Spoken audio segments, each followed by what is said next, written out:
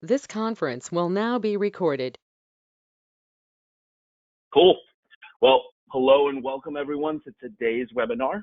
In a little bit, we'll learn how to scale our business by adopting the art of letting go. Hitting a plateau in business is inevitable. The only way to break through that plateau is by delegating and elevating the team around us so they can take ownership and raise our ceiling. Our guest speaker will share lessons he learned the hard way and how he recovered his time to work on the business and how that's impacted the trajectory of our Pickup USA brand. As always, before we dive into today's topic and learn more about our guest speaker, let's first review a few housekeeping items. First, a special shout out to the owners and managers that joined us for last week's in-person training in Irwindale. Jay Medeiros from Boston, John Omasmanian from San Bernardino, Malcolm Irving and his manager Stanley Buckmaster from Denver, TJ Lucas from Montana City, and JR Martindale, Ryan Michaels' Woodcross manager. It was great learning from each other throughout the week. Being here with you guys got me to recognize that our future is extremely bright with you guys taking stewardship of our Pickup USA brand. Another reminder, this week our training focus is on HR and finance. Please continue to check your emails throughout the week for our upcoming training calendar. Lastly, a friendly reminder that our guest speaker will be available to answer any questions you may have after their presentation. Please enter your questions in the chat box function or simply unmute yourself after the presentation to ask questions or share feedback. Now that we've gotten our housekeeping items out of the way, I'm excited to introduce today's esteemed guest speaker, Jordan Meinster. Jordan is Pickup USA's founder and CEO. After completing his MBA from USC, Jordan took the entrepreneurial leap of opening up the first Pickup USA in Irwindale, California. This was a little over 10 years ago now. Like most first-time entrepreneurs, Jordan was essentially a one-man band then. He worked tirelessly in the business, yet experienced little to no growth. Fortunately, he was humble and pragmatic enough to learn the value of delegating and elevating. This allowed him to use his visionary talents to work on the business instead of always getting stuck working in the business. With that realization, he took action and restructured his leadership/management approach. As a result, our Pickup USA brand is starting to really take off now. After 10 years of applying lessons learned in the fight, Pickup USA now boasts 22 open or under construction clubs and is targeting to expand that to 40 by the end of this year. Now, without further ado, let's learn from the man himself, our CEO and founder, Jordan Meinster. Jordan, the floor is yours. All right, thanks, Paolo. Appreciate the intro. So the key points here are going to be all the mistakes that I made and that we made as a team. Paolo's been part of this for almost since the beginning, so we'll tell you about all of our mistakes, and hopefully you can accelerate your learning curve a little quicker than we did. So, what we've shown is that if you create a good guest experience for your guests, and then you market and sell that guest experience, you're going to grow. To what level, that determines on your specific market and demographics, psychographics, things of that nature, but the formula is there. Take care of the customers, make sure it's 100 out of 100 experience every time, market and sell that, and you'll be good.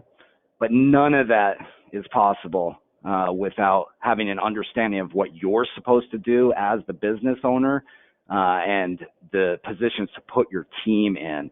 So this week of training, the last 3 weeks were guest experience training. The next 3 weeks after this week is going to be marketing and sales. But none of that is going to come to fruition without the topics of this week, which is HR and financial management. Paul, you can continue the next slide. So we're going to talk about this, and this could be a 2-year curriculum on these topics, but over the next 15 minutes or so, we're going to discuss this most common pitfall, which, as it says here, the most common reason that business owners don't thrive is that they are working in their business, not on their business. I heard this for years, and it just went in one ear and out the other. But this is the formula. So essentially what's happening is your job as a business owner is to build a machine. But the vast majority of small businesses fail, unfortunately. And this is the primary reason for it. Instead of building that machine, you're working in the machine. And there's two main reasons that this is occurring. Number one is arrogance. And that sounds like a harsh word and kind of an indictment. But it's actually almost, one of the badge of honors for a business owner. They care so much about their business, as they should. They've put so much money and time and effort into it, and it becomes who they are. And, your success as an individual is going to be marked by how successful your business is.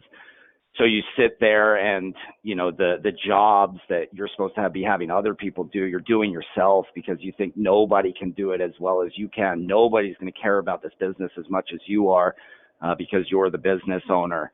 Nobody can clean those courts as good as you. Nobody can ref as good as you. Nobody can make those sales calls as good as you. Nobody can process payroll. They're not to be trusted with that. So there's an arrogant tone to it. The other reason is a lack of capital.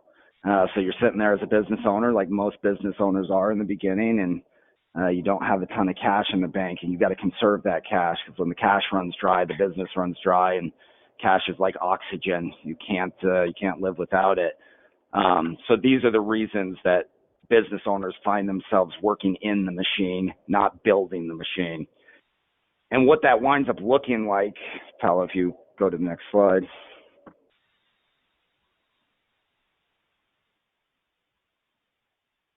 is that instead of owning a business, you own a job. And if you're in this position, it's the worst job in the world. It's a thankless job. There's probably not much money coming in. It's extraordinary amounts of hours and effort, and the rest of your life disappears. And this is me throughout the initial period of it. And things I used to take pride in, and I guess in some ways still do. Working hard and grinding it out 105 hours a week within the business. So top left, I'm here reffing games. Top right, I'm painting the place. Bottom left, I'm continuing to ref. Bottom right, I'm doing a group training class. I'm probably the last person in the world that should be training people how to play basketball, but I was doing it. And then in the middle there, trying to process payroll and make sales calls and doing every job within the business and really doing none of them well. Why was I doing this? Arrogance. Nobody's going to clean the courts better than me. When I learned how to referee, I thought I was the best ref out there.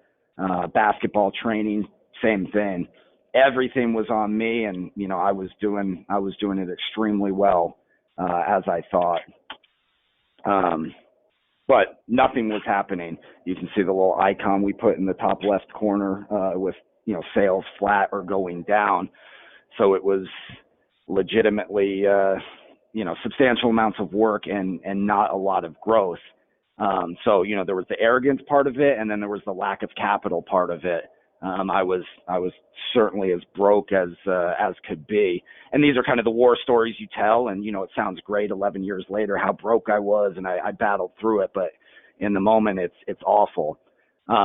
So you own a business. You own a job. In this case, you don't own a business. And every second that you're working in the business is time away from building the machine and crafting it and properly delegating to people. And really putting the tools in place for that machine to grow. Pal, you can go to the next slide.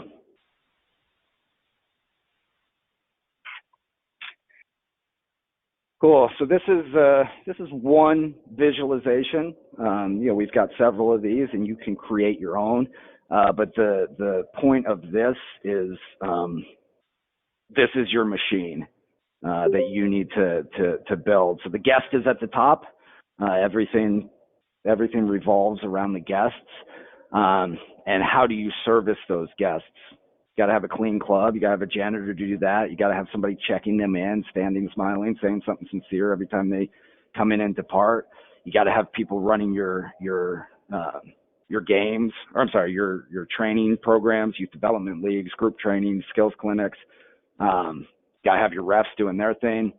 You got to have somebody overseeing them. That shouldn't be you. That should be managers that are overseeing who's actually having the touch points with the guests. Also individuals that are doing your sales and your marketing and overseeing the guest experience in general. So this is the structure that you need to build. You shouldn't be cleaning your clubs. You shouldn't be taking sales calls. You shouldn't be prospecting. That should all be delegated so that you can oversee the empire and not be a technician within your business, because somebody has to orchestrate it. So, you've got 100 people in your orchestra that's making beautiful music, and you're the one with the 2 items in their hand. What are those called, Paolo? Do you know? Baton? I might be wrong. No. I figured you might know that. But whatever, you can picture someone orchestrating it, and you don't, the second you go in and start playing the violin within your orchestra, nobody's orchestrating this. So you want to continue to maintain the presence above the business and letting other individuals, with your guidance and your oversight and your accountability, conduct that. So you can advance to the next slide, Paolo.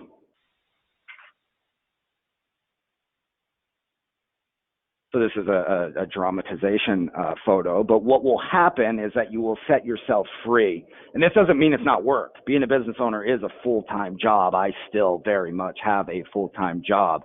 But once I figured this out with our Irwindale club, that somebody else should be making sales calls, somebody else should be cleaning this place, somebody else certainly should be doing the training and the officiating. Once that happens and you see other people doing this work, and you can then just coach them and work on the machine, seeing inefficiencies where your people are struggling. It's no longer you struggling, it's your people struggling, and you can build systems for them so that their job becomes easier. Then you can sit back and watch the system go. One of the books I'm reading right now, Ray Dalio, he's widely regarded as one of the most brilliant financial minds. He was the founder of Bridgewater Capital and was out ahead of many financial crises because of the machine that he built. But one of his lines in his book, Principles, is, to me, the greatest success you can have as the person in charge is to orchestrate others to do things well without you. And, that really hit home for me. If your business is going to fall apart without you, there's something wrong. And you should look at that as an indictment that you haven't built a machine that is sustainable. It's a bicycle that only you know how to ride. I went to Yosemite this weekend, and we were joking before I left, what would happen if something happened to me, if I died in Yosemite Park. And we talked about, we have our Monday morning meeting, and everyone came to the consensus, yep, this thing goes on. And the truth is, obviously, that would be tragic. But this machine, the Pickup USA machine, would continue to operate without me and really wouldn't skip much of a beat. So you have to ask yourself that with your club. If something happened to you, is this whole thing just going to collapse, or is it going to go on without you? And that should be your mark of success. If you feel like, if something happened to me, whether by choice or not by choice, and you say this thing would continue to make money and keep going, then you've succeeded in delegating and you've built that machine. But if you're a technician within the machine, then that's not going to be the case. You can go to the next slide, Bill. So none of this is my idea. if you read any literature on business ownership, these are very common themes. The Ray Dalio book I'm reading right now, Principles, talks a lot about this, and he talks a lot about his extraordinary arrogance in the beginning, and how well he thought he knew markets, and his business actually collapsed because he was making wild predictions about markets collapsing in an arrogant fashion, and it didn't come true, and he lost a lot of trust, and he went from 10 people in his business down to one, and then he took those lessons and built it into a multi-billion-dollar empire. So that's a good book.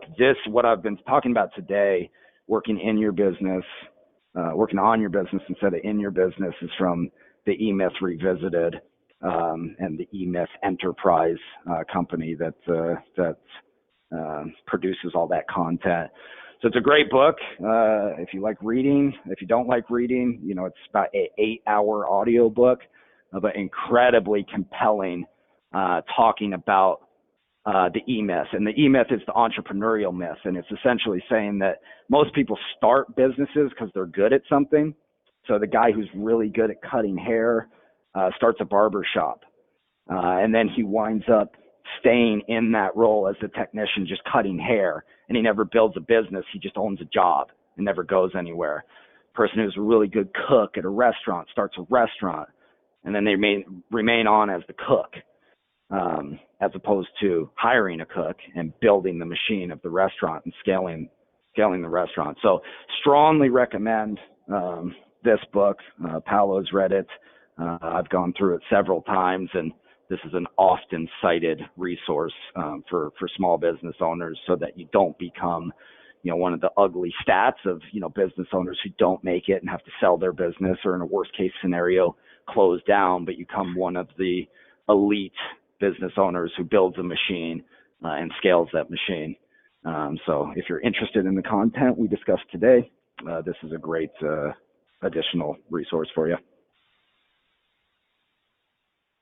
That is what I have. Paolo, I'll turn it back over to you.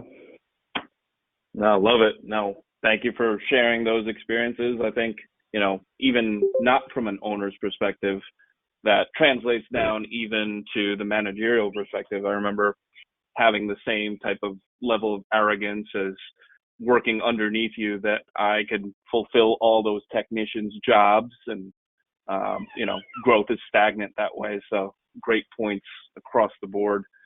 Okay, so now we've reached our Q&A portion of the program. So everyone is encouraged to either ask questions via the chat box function, or simply unmute yourself and go ahead and ask Jordan any questions you have about, working on the business as opposed to working in the business.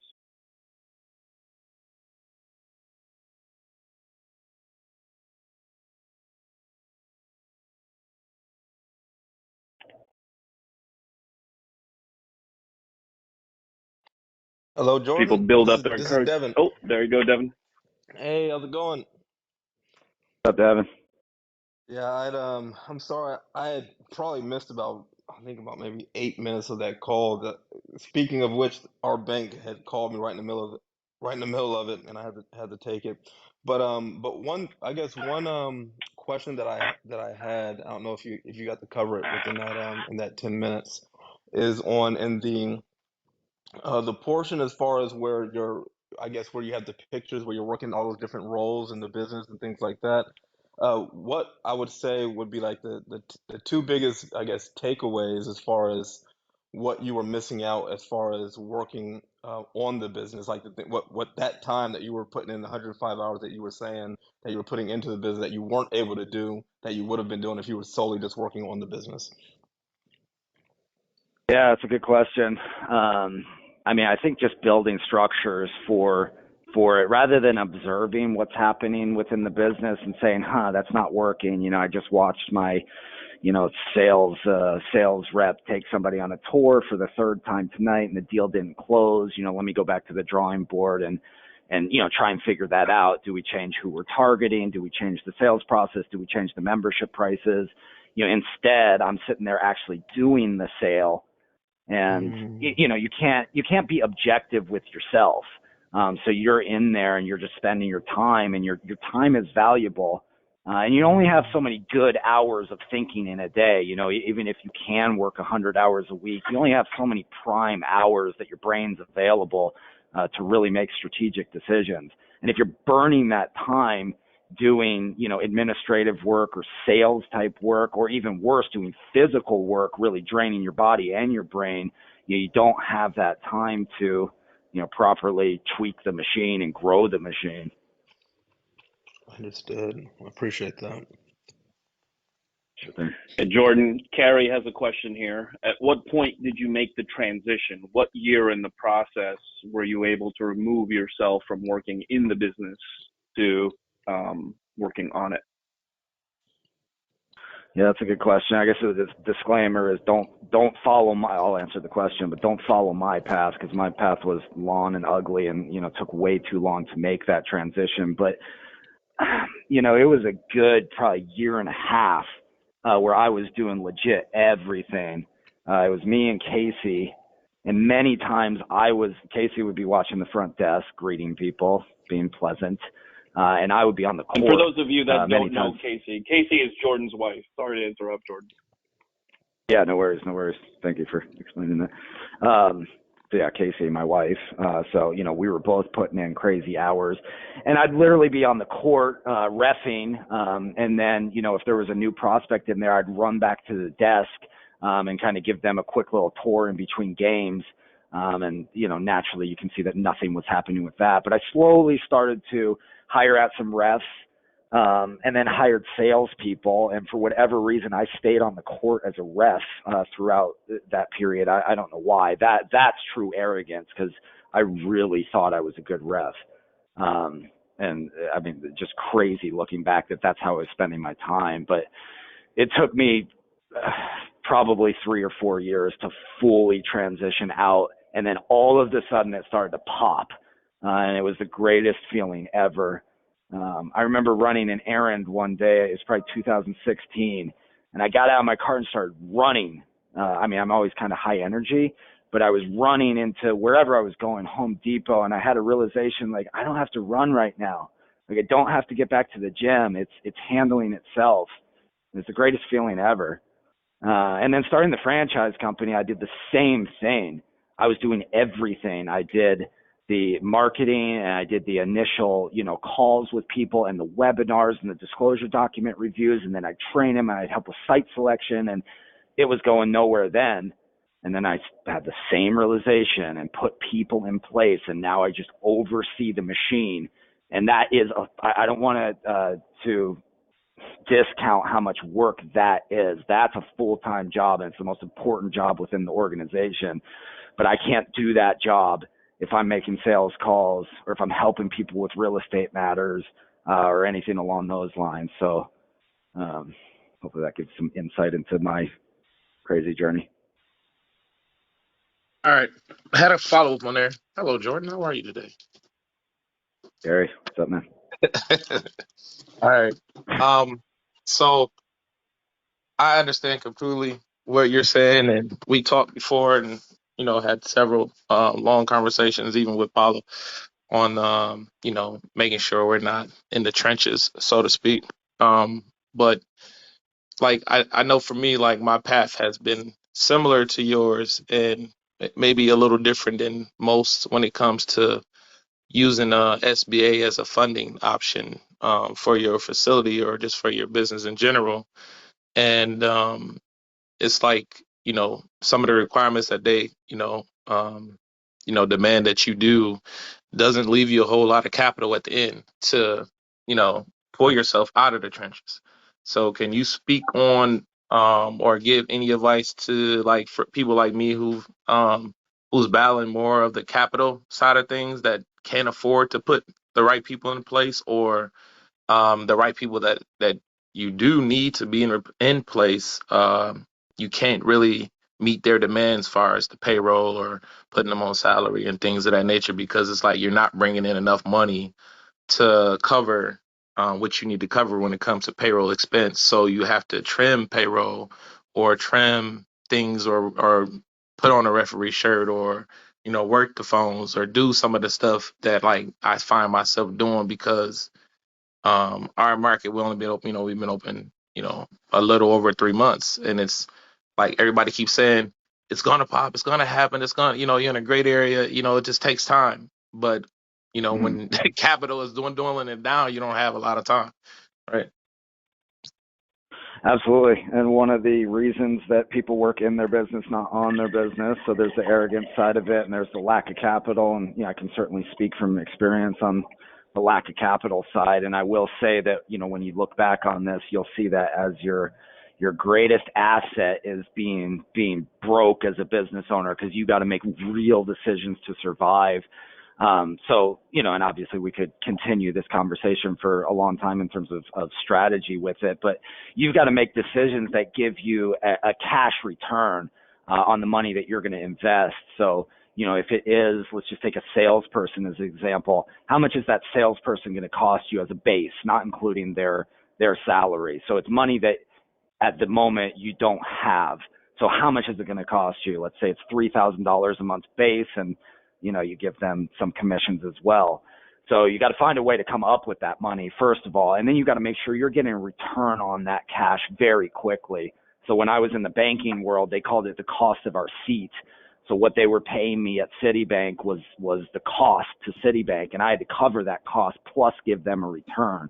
So you got to structure things where, number one, you've got to get yourself out of the business first and foremost, and then there's going to be that critical moment where you're spending cash that is precious and you don't have a lot of, and you got to make sure you're structuring it in a way where you're getting that cash back quickly. Not only getting the cash back, but getting a return on it. So we just hired a new manager in Irwindale, and that's his job essentially. We're investing this amount of money in you. We've got to get that money back plus a return on it. So that's kind of the general philosophy of it. And then, let's talk further about specifics on that in terms of getting that cash return so that you can build the machine and not work in the machine. Okay, thanks.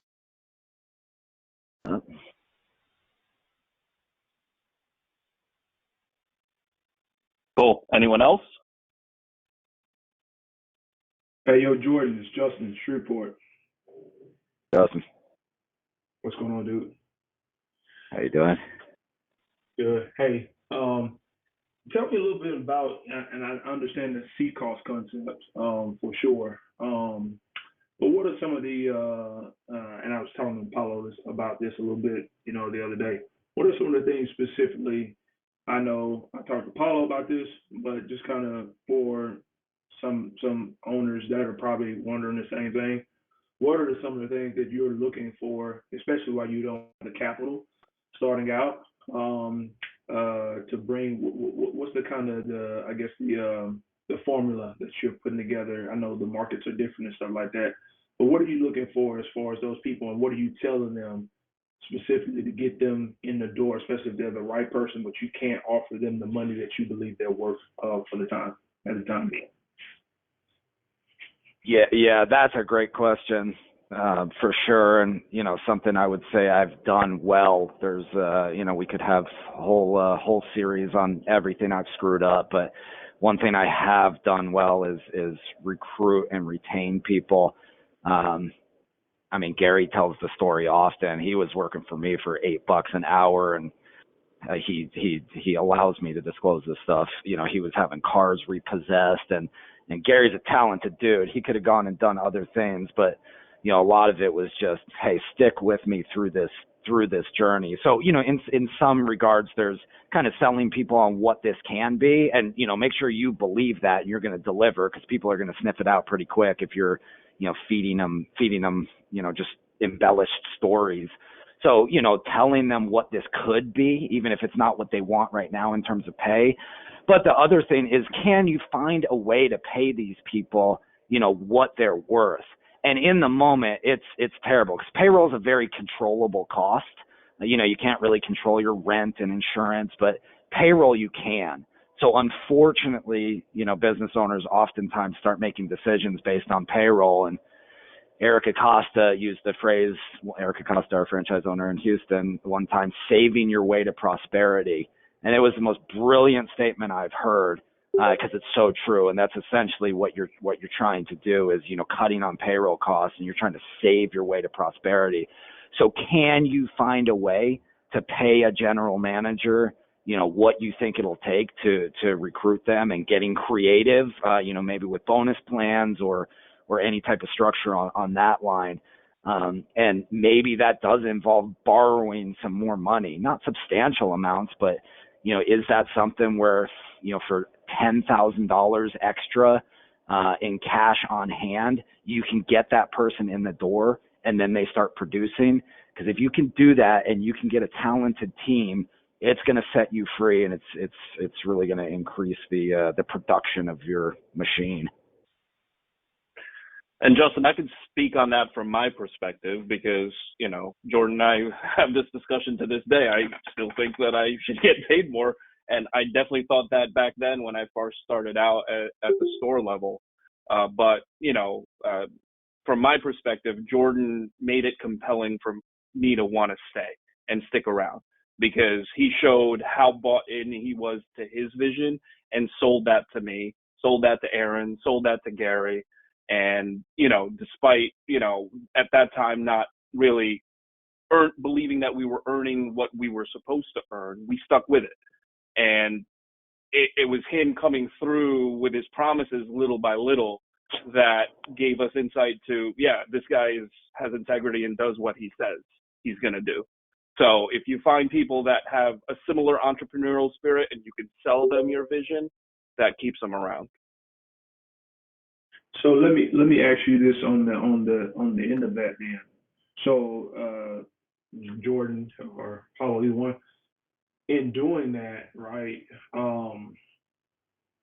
What was kind of the expectation as far as the relationship, as far as the execution of what was being asked? Did you find sometimes, Jordan, those people that you were selling to, they felt like you owed them the ability to kind of slack off and kind of do what they wanted because you wasn't paying them? And were you still holding those guys to accountable? And what were those conversations? What were those conversations like? In the transition of, okay, he's not paying me, so he should accept the fact that I'm slacking off or I'm doing this, and he should be thankful. How would those dynamics and conversations work if there were any? Great. Yeah, well, I mean, you just got to be real with people. Every organism on Earth, from, single cell amoebas to lions and tigers and elephants and humans, acts in their own self-interest. So you've got to be real with people. They're not going to come in and do you any favors. They're going to do it out of their self-interest. And that might sound horrible. God, people are terrible. And, in some ways maybe we are. But it's actually a way to tap into people's motivation. So you got to understand what's motivating this individual. And, the answer to almost all your questions is going to be money. So, if you don't have the money right now, it's just being real with them. Hey, here's what this could be, and here's what I expect out of you. And if they're not bought in, don't try and force a position on somebody that they don't want. Find somebody who really wants it and wants to buy in. So, I mean, there's that sales side of it, but that's only going to go so far. Like, you got to come through. People have bills to pay, and, at the end of the day, they're expecting paychecks. So, I think there is part of the selling the dream and making sure you actually believe in the dream and you're coming through with your promises. But I think, in people acting in their own self-interest, find a way to pay them. And again, we can talk about this further offline as a more expanded topic. But in paying them, you're expecting something. You're not just hiring someone because they look good or they're going to be good for the brand. You're hiring them because you think they're going to help you make money. So they need to get after it pretty quick. So you find somebody who you think can really turn the tide for your club and is going to come in and set you free, so that you can you can work on the machine and do other things with your life. That's got to be backed up with real results. So obviously there's going to be a ramp up period as you spend 2 weeks of your life training this person, but you should be seeing pretty much immediate results, as you bring in the right person, and your investment in that person should pay off. You guys have, I think most of you have met Miguel on the line. Miguel cleans our Irwindale club. This guy is so valuable, and we could pay somebody else less, but it's probably going to be somebody who's less reliable and we're going to have to think about it as they're calling in and not getting the club clean. Instead, we just keep giving this guy raises because his replacement value is very high. So that would be my suggestion, is focus maybe 10% on selling people the dream so they understand what this could be, but really understanding, what their self-interest is, which is money, and finding a way to get them the money in the near term, and making sure that they're getting you a return on that money pretty much immediately. Good stuff. I got one more question. Sure. All right. So for you, like you said, if you were to step away or something was to happen, things can continue to function. And like for us, um, like we're not selling franchises and stuff like that. So it's like we can put people in place to, run the business for us and, focus on the bigger picture and trying to, um, expand or, whatever, uh, build a bigger machine or whatever the case may be. But what was more time consuming for you before you got the idea of, hey, I'm gonna turn this into a franchise and start selling franchises and open multiple gyms and things of that nature. Like once you finally remove yourself from the referee role, what did you spend most of your time doing? And like I know we can talk about community stuff or networking, but like what was the main thing that you were able to step back and do that you found was like super important? Yeah, I think it was just, I keep using the term building the machine, and that's a very broad statement, but it is just seeing everybody's role within the organization. And that's when I started to adopt a highly specialized mindset for each person, one job. So in our team meetings on Monday morning, we go around the room, and my first question to everybody is, what's your job at this organization? And it has to be within 2 words or less. So we go around the room and everybody knows what their job is. So to answer your question, you can start to craft that where, all right, your ref walks in the door. What is his job at this organization? So, that's, you can work with Paolo on that on the guest experience side, but he should come in knowing, here's my job. I walk in looking dialed in. I'm on the court before the games start, whistle in my mouth, ready to go, delivering that side of the business. And then you can stop thinking about that. Okay, that side of the business is covered. All right, what's this guy's job over here, the trainer? Come in and kind of slack around and, promote his AAU team, and everybody's making money in the building except for you. That didn't fly with me for too long. So now I can start to look at his job. Your job is to sell private training, and here's your goals, and, here's what I expect out of you. And now his job is very clearly defined. Okay, cool. Now I can move on to the next person. Your job is to keep this gym clean according to this checklist. And then the manager, your job is to oversee all these people, and your job is to make this amount of sales and get the club to this level of revenue. So when you're a technician, you can't focus on any of that and, building an understanding of what people are supposed to do and then put them in the role and get them doing it. So, to answer your question, when I was able to step out of the technician role and I wasn't working in the business anymore, then I could create the machine. And as you create the machine, it's the best feeling you can imagine. Owning a business is either the worst thing that's ever going to happen to you or the best thing. And I've been on both sides of it. Thanks. Cool. We're a little over our time here, but I think this is an important topic, so I'll field one more question if anyone has one. So, Paulo, it's James Davis out of at Capel. Hey, James. Yeah, I just wanted to, number one, thank you guys for having a forum like this. But some of the things that some of the owners brought up, like Kerry and Justin, were man, just dead on. And I've been in, at Capel, I've really been on both sides, having find a way to get out, then I'm back in. Find a way to get out, and I'm back in. So I know, Paulo, you always talk about having the right people in the right seats, and um, selling that big picture dream. You know, sometimes at times it's difficult depending on the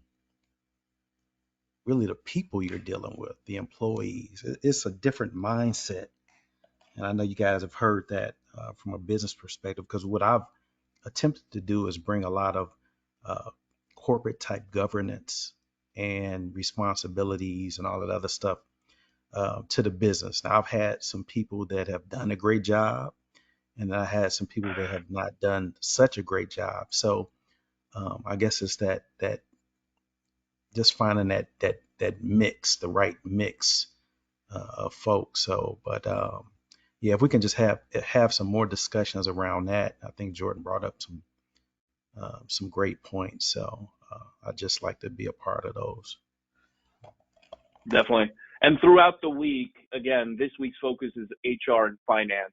So Yeah. Jordan is speaking on a very high level as far as just letting go of the vine and, adopting the mentality of delegating to elevate.